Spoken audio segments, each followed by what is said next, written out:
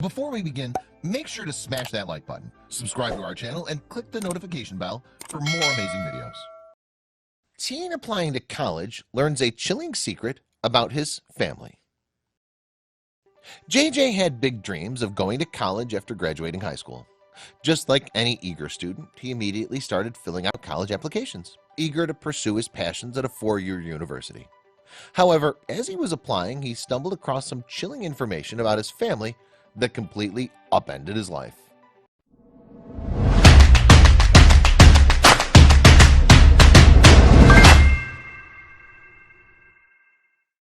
Everything started with JJ Mangina's college applications.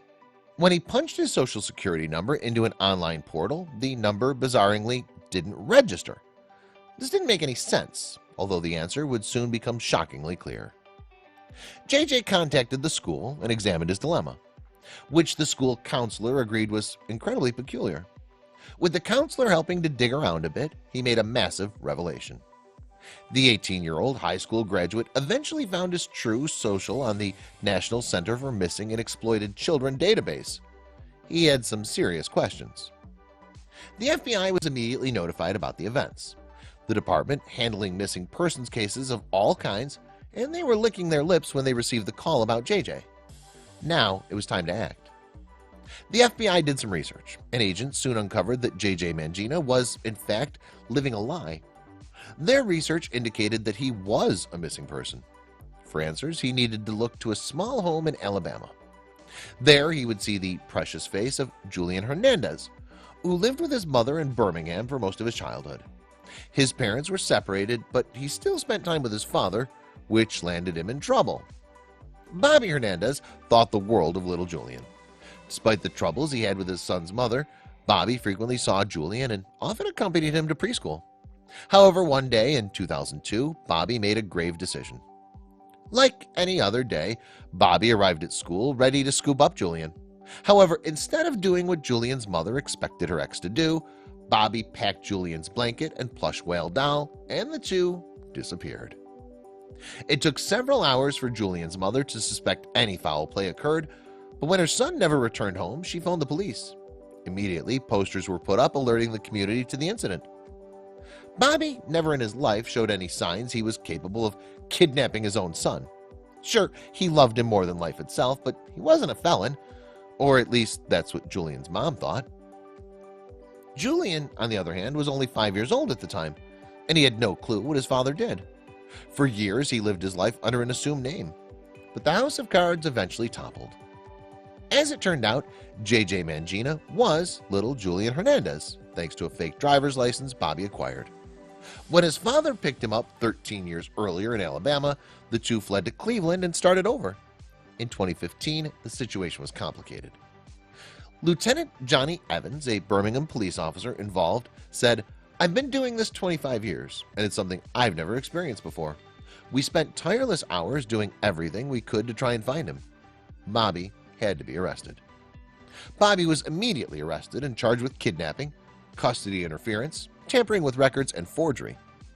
Even though Julian appeared to be thriving at the time of his discovery, harsh words were issued regarding Bobby's persona. According to Julian's grandmother, his father was angry, controlling, and vengeful. Bobby Hernandez kidnapped him because he wanted to get even with Julian's mother for leaving him. That's not the sign of a good father. Julian's mother shared her own pain. In an emotional statement issued by Julian's mother, she wrote, "During my darkest moments, I considered suicide. I wanted to die." It also stated she refused to give up the search for as long as she was alive. Julian was put in an impossible situation. He surprised the courtroom when he said about his father, "Even if other people can't, I forgive him for what he's done. I love him and I want him to be part of my life. After all, he just knew him as dad." Even though Julian pushed for his father to remain a free man, Bobby broke multiple laws and was sent to prison for 4 years after reaching a plea deal. There's no telling if he and his son will ever reconnect. It's normal for kids to put their parents on a pedestal, but like in JJ's case, as an adult, you can learn something about the past that changes everything you thought you knew. Luckily, JJ learned another college student shared a similar experience. Only she learned the ugly truth in front of her entire class. In February 2018, 19-year-old Anya Hedich, a student at the California State University in San Bernardino, was sitting in biology class when she found herself the audience to something she wasn't remotely prepared for. Sure, science class can be exciting. Students are given the opportunities to perform hands-on procedures that show them the wonders of all living organisms. How could it not be? However much fun these classes might be, they're certainly not known for their interpersonal drama. Of course, students like Anya are prepared for some physical danger, like getting burned by the Bunsen burner, but no one expects the heartbreak of deep, dark secrets revealed. Initially, the subject matter seemed rather boring to Anya and the other students, especially since the class started at 8 a.m. Yet the lesson of the day had them all discussing blood types, and nobody predicted the turn of events that followed. The class was learning about Punnett squares, simple diagrams named after pioneering geneticist Reginald Punnett. They're used to help predict which genes may be passed from one organism to another. As part of the lesson, the students in Anya's biology class were discussing comparisons of their blood types, as these are genetically inherited traits to that of their parents. This caused some concern for one of Anya's classmates. This particular woman discovered something that seemed like it must have been a mistake. Her mother's blood type was A, and her father's blood type was O. This meant that her AB blood type should have been impossible. What followed was so dramatic that Anya couldn't help but write about it on Twitter. My professor explained that it's impossible, that she's confused on the blood types or something. She even drew out the different Punnett squares to show her. The professor was right. People with type A blood can only pass on the A blood type to their children. The same goes with type B. However, while people with type AB blood can pass on to type A and B, type O can pass neither.